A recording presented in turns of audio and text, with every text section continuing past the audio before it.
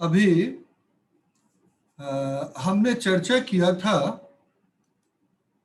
कि किस प्रकार हमने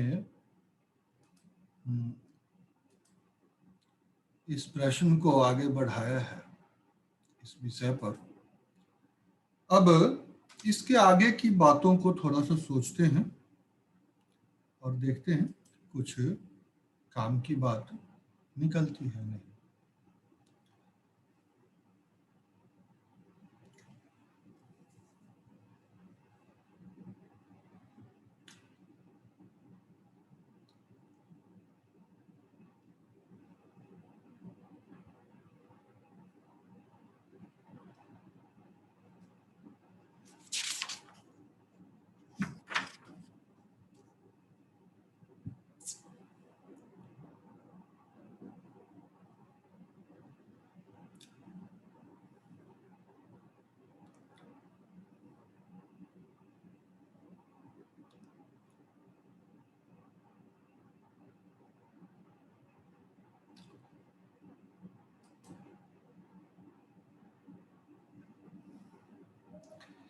एक प्रश्न और लेते हैं।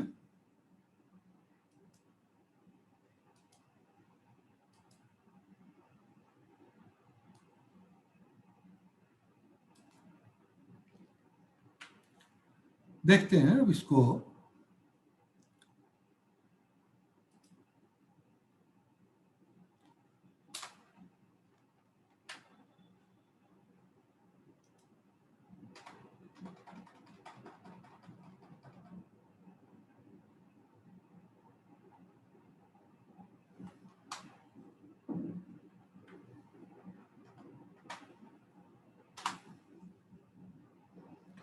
अब 2 के बाद 3 वाले नंबर की तरफ हम बढ़ते हैं।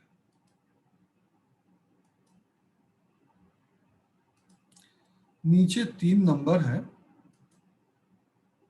इस पर थोड़ी चर्चा।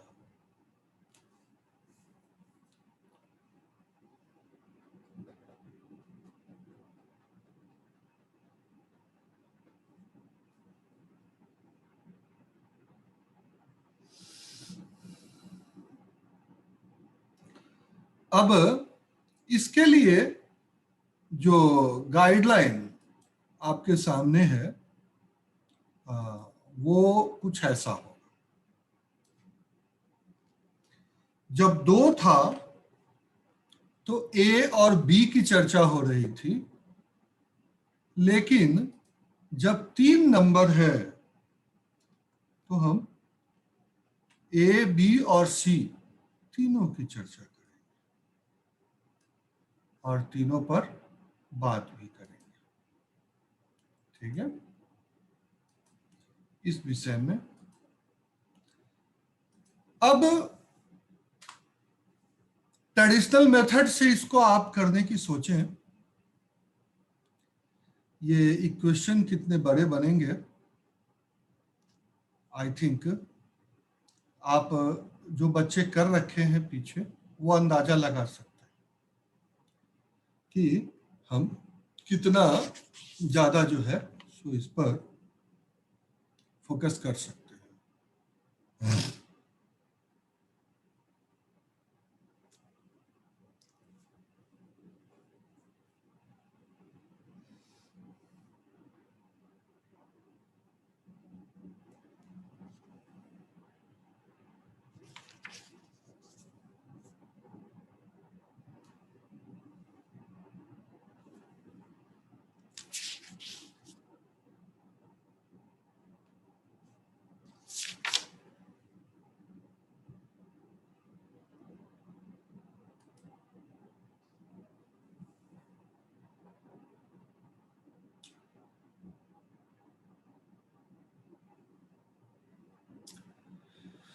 हाँ,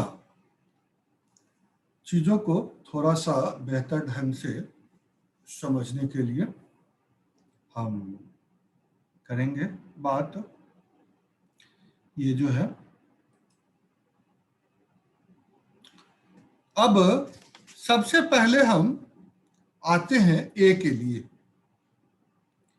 कि ए के लिए हमारी बातें क्या होगी। इस बात को सोचते हैं पहले और फिर उसके बाद हम चर्चा करेंगे। तो यदि ए हमको चाहिए तो क्या करना होगा, इस विषय में सोचते हैं। तो ए अगर चाहिए तो इस ए को हमें रखना होगा, यानी इस ए को हम यहां लिखें कि ये ए हमें चाहिए। तो आप खुद देखें क्या कर सकते हैं। ये पूरा टर्म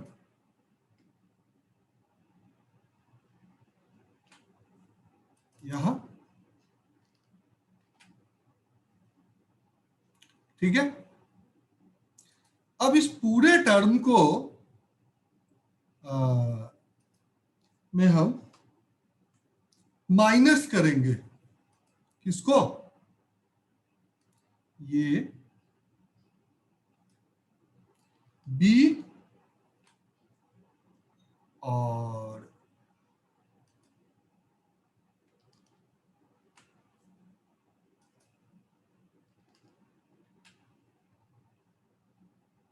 देखें,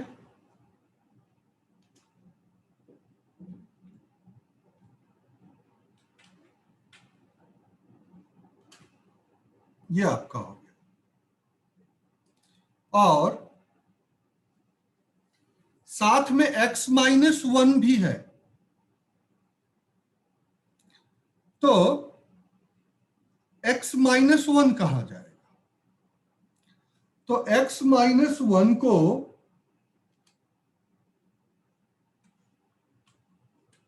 अगर हम यहां रख देते हैं तो यहां से x-1 cancel out.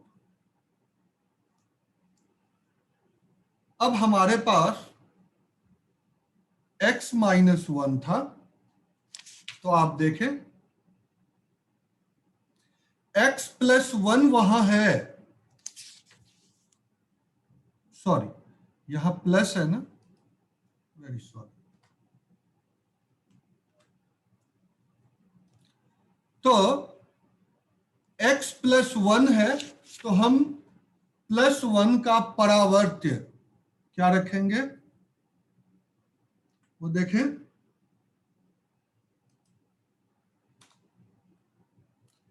x equal to -1, x equal to अब -1 रखिए।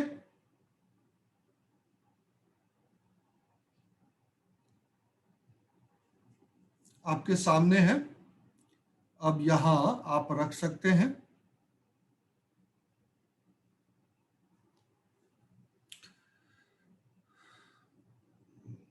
ये -1 कहां कैसे कैसे रखा जाएगा, ये आप अंदाजा लगा सकते हैं।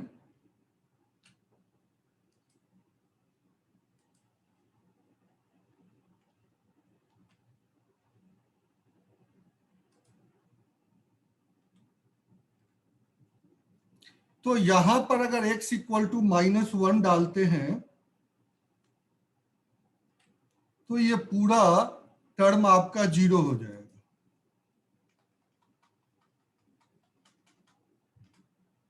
ये पूरा टर्म हो गया 0। अब इस पर -1 डालना है, तो 3 इंटू -1 का स्क्वायर 3 हो जाएगा। 12 इंटू -1 -12 हो जाएगा, ठीक है। और ये +11 तो है ही, -1 और +2 क्या हो जाएगा,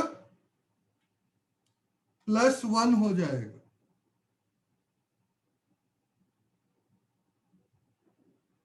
और -1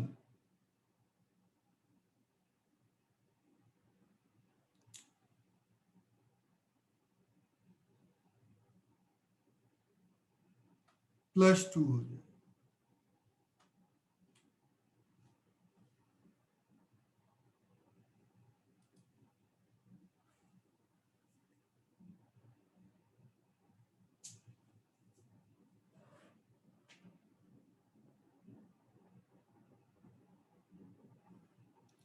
अब आपके सामने है, चीजें क्या होंगी सो देख लीजिए। ए की वैल्यू आ जाएगी 1। इसी तरह से अगर आपको बी की वैल्यू निकालनी है तो बी की वैल्यू निकालनी है तो आप क्या करेंगे, ये पूरा टर्म उठाएंगे,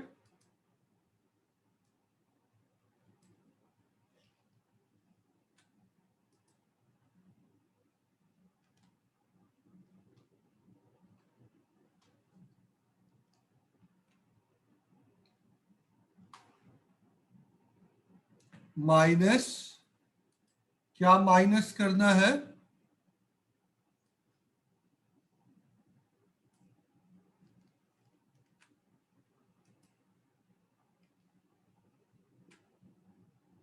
इसमें से बी को हटा देंगे,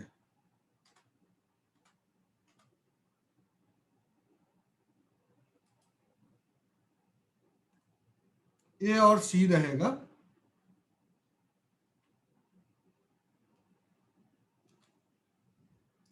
और बी का क्या था, x+2,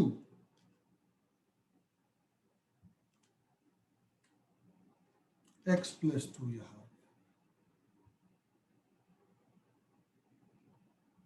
और यहां से भी x+2 गायब हो जाए।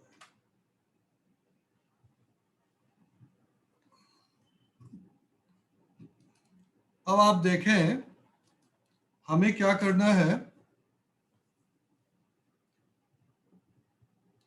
x इक्वल टू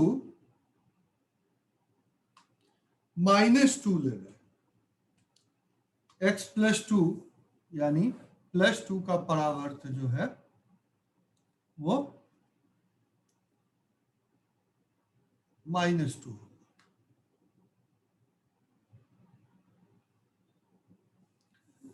और ये जो आपने x+2 इक्वल टू 0 या x, ये जो लेने की जो विधि की जो बात हुई थी, ये 12th क्लास के और पॉलिटेक्निक के जो पुस्तक है, आर डी शर्मा की पुस्तक है, उसमें इस चीज की चर्चा है। आर डी शर्मा ने इस चीज को, मैथमेटिक्स के बहुत अच्छे गोल्ड मेडलिस्ट थे, मेरे घर के पास में ही उनका घर है, तो और काफी अच्छा उन्होंने काम किया है, तो उनकी पुस्तक में इस बात की चर्चा है और उन्होंने इसको रखा है सामने। लेकिन प्रेरणा जो है उनको भी स्वामी जी की पुस्तक से ही मिली थी। अब मैंने आपको पहले ही कह दिया है कि पूरी दुनिया पढ़ाती तो वैदिक गणित ही है, लेकिन कुछ लोग इसका श्रेय वैदिक गणित को देने से इनकार करते हैं। व्यक्तिगत उनका कुछ अपना होगा, मैं उतना ज़्यादा इस डीप में नहीं जाना चाहता, लेकिन जो आपके सामने है ये तो है ही। अब इसी प्रकार से आप बी निकाल लिए तो बी आपका क्या आ जाएगा, आंसर मैं सीधा लिख देता हूं, आप b equal to 1 and c equal to 1। c equal to भी 1 आ गया। चलिए यस सर। ये देखिए मैंने b1 लिख दिया, और c इक्वल टू भी इसी तरह से आप 1 आ जाएगा। लिख सकते हैं, वो आपको अब कहने की जरूरत नहीं है, c इक्वल टू भी 1 आ जाएगा। तो ये जो आपका पहला था, अब इसको हम यहां रखते हैं।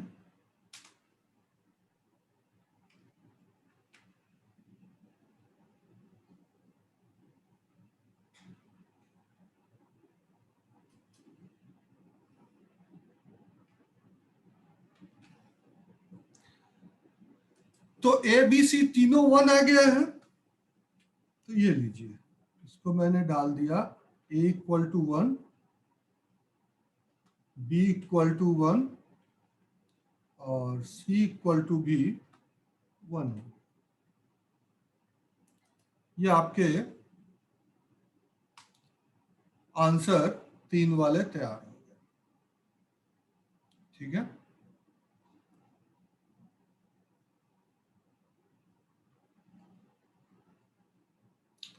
और जो भी निकालना हो उसके हर को शून्य रखा जाता है।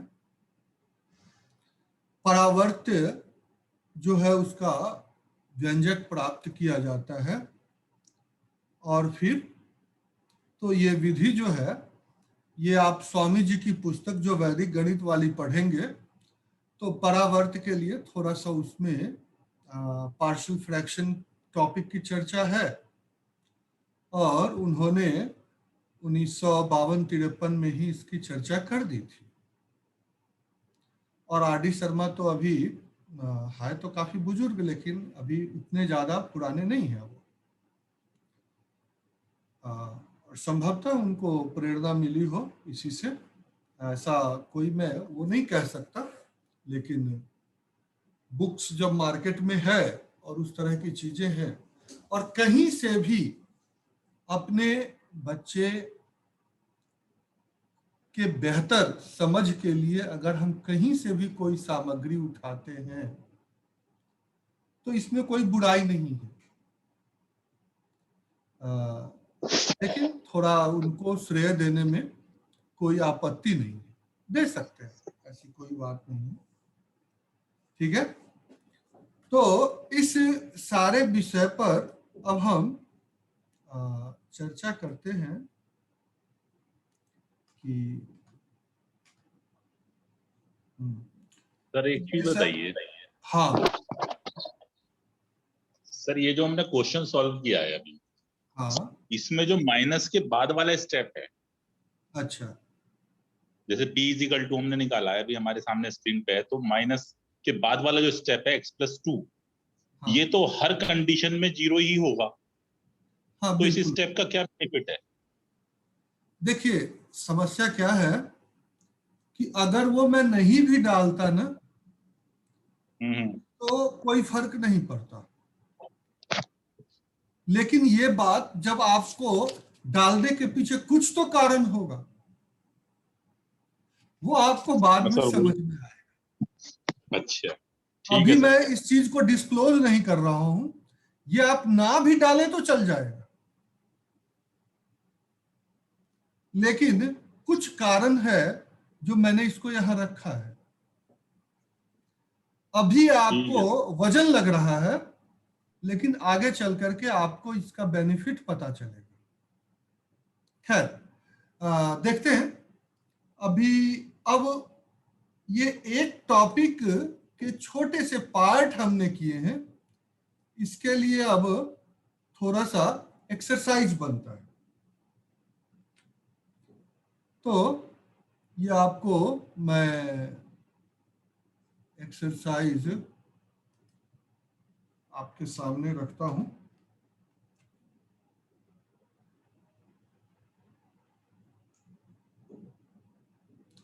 पांच क्वेश्चन है और थोड़ा सा आपको इस पर मेहनत करना है।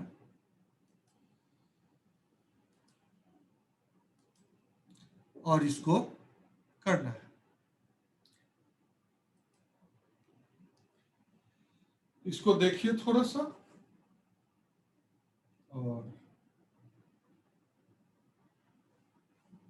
इसको करने का प्रयास कीजिए।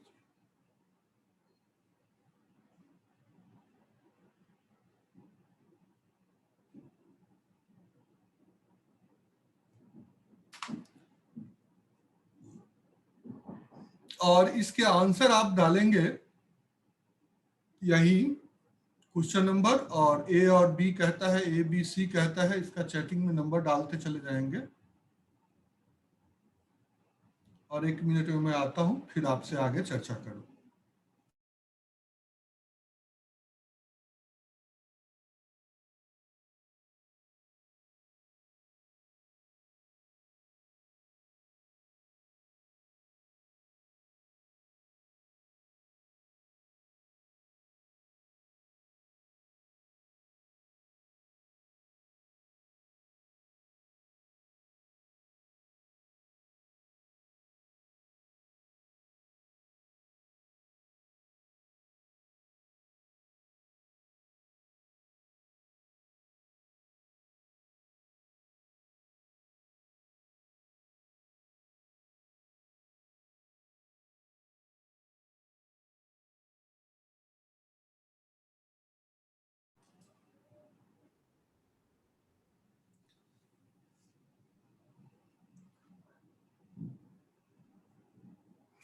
अभी तक जो आंसर आए हैं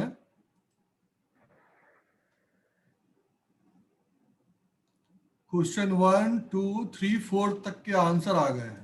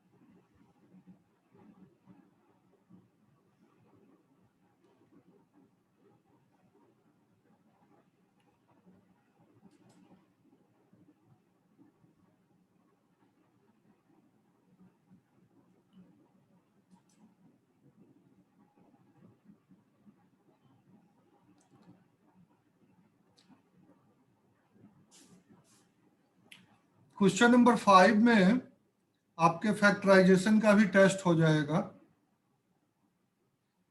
क्यूबिक पॉलिनोमियल की फैक्टराइजेशन का।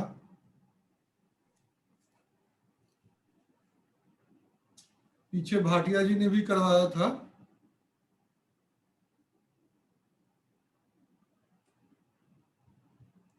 तो x plus 1 इसका फैक्टर बनेगा।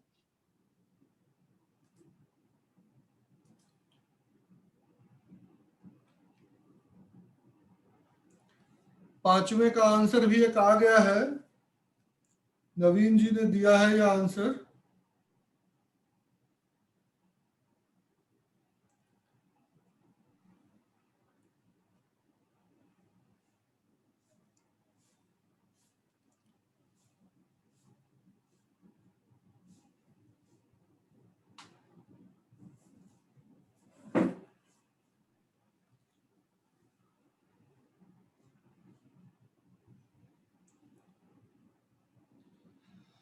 अब लगभग अपने पांचों प्रश्न के आंसर हमारे पास आ गए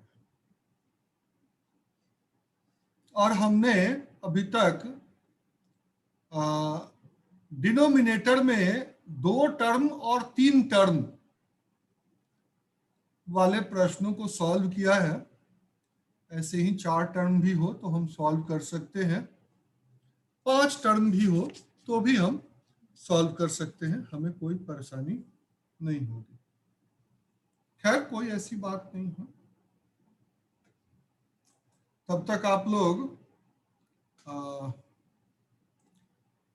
वो इसको ट्राई करें, मैं थोड़ा तब तक नेक्स्ट सेकंड टाइप की चर्चा करता हूं।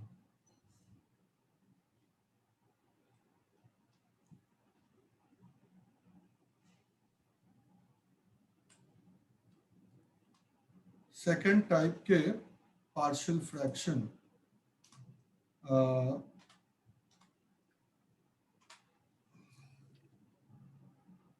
सेकंड टाइप के अभी हमारे अनुसार, अब और सब तो कई जगह अलग अलग टाइप अपने कराते हैं, लेकिन इतना ना करें, मैं सारी टाइप आपको समझाऊंगा, हर तरह की चीजों पर चर्चा होगी यहाँ।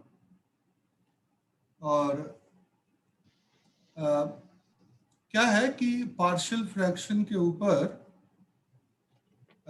शिक्षा संस्कृति उत्थान न्यास के जो अभी वर्तमान संरक्षक हैं आदरणीय कैलाश विश्वकर्मा जी, और जो राष्ट्रीय संयोजक हैं अभी श्री राम चौथाई वाले जी, इन दोनों ने भी काम किया है, बहुत अच्छा काम किया है। और आप जो पढ़ रहे हैं लगभग उन्हीं लोगों की मेहनत का नतीजा है। मेरे पास जो भी कंटेंट है लगभग उन्हीं लोगों से संबंधित कंटेंट है। थोड़ा बहुत मैंने भी इसमें इसको क्रमबद्ध करने में सहयोग किया है, और वो धीरे धीरे आपको आप देखेंगे और पता चलेगा।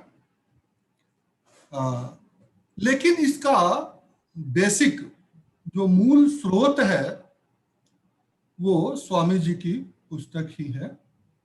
स्वामी जी की पुस्तक में जितने भी सारे चैप्टर्स दिए गए हैं, हर चैप्टर अपने आप में एक पीएचडी है। अगर आप उसको ध्यान से पढ़ें और समझें तो काफी कुछ उसमें, हर चैप्टर के ऊपर एक बुक लिखी जा सकती है। तो उस पर खैर चर्चा होती रहेगी। अब 1 मिनट से कम समय है, जब वापिस हम लोग जुड़ेंगे